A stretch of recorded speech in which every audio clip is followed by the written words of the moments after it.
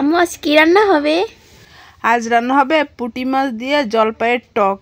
ওহ কি মজা!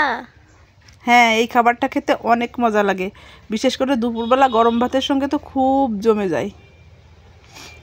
তো চলো, আমারও অনেক প্রিয়। আচ্ছা তা চলুন আজ দেখা যাক। আমি এখানে জলপাইগুলো ধুয়ে কেটে নিয়েছি সুন্দর করে। এই জলপাইটা অবশ্য বাড়তি ছিল না, একটু আবাড়তি ছিল। আর মাছগুলো আমি সুন্দর করে ধুয়ে নিয়েছি।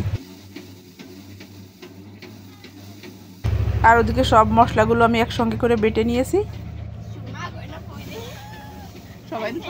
আর এখন হচ্ছে এগুলো সব একসঙ্গে মিক্সড করে মাখিয়ে তারপরে হচ্ছে রান্না বসাবো। এই মাছগুলো রান্না করার জন্য একসঙ্গে হাতে মেখে নিলে খুব টেস্ট হয়।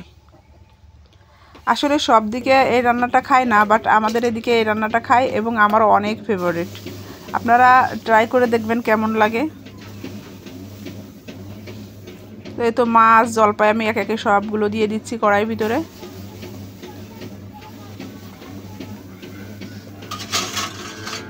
অবশ্যই অবশ্যই আপনারা একদিন হলেও ট্রাই করবেন আর আমাকে জানিয়ে যাবেন কেমন লাগছে।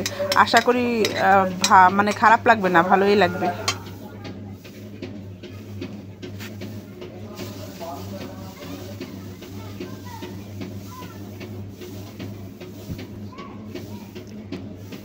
সরিষার তেল দিলে বেশি মজা হয়, বাট আমি এখন আজকে সয়াবিন তেল ইউজ করছি।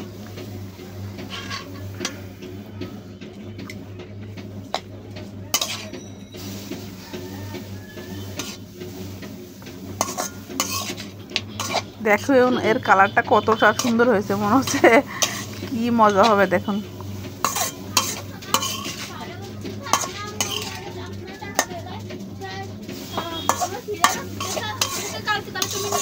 আসলে গ্রাম বাংলার এইসব খাবার খেতে যে কত ভালো লাগে, অনেক অনেক টেস্টি লাগে।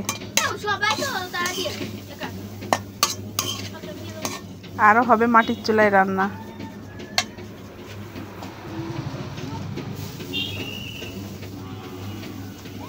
খুব বেশি পানি দেওয়ার দরকার নেই, মোটামুটি একটু দিলেই হবে, একটু না। আর বেশি একটা ঝোল রাখবো না, তো এই জন্য পানিটা কমই দিব। মেয়ে স্কুল থেকে এসে ওর স্কুলের গল্প শুরু করছে আমার সঙ্গে, দেখছেন, আর আমি রান্না করতেছি।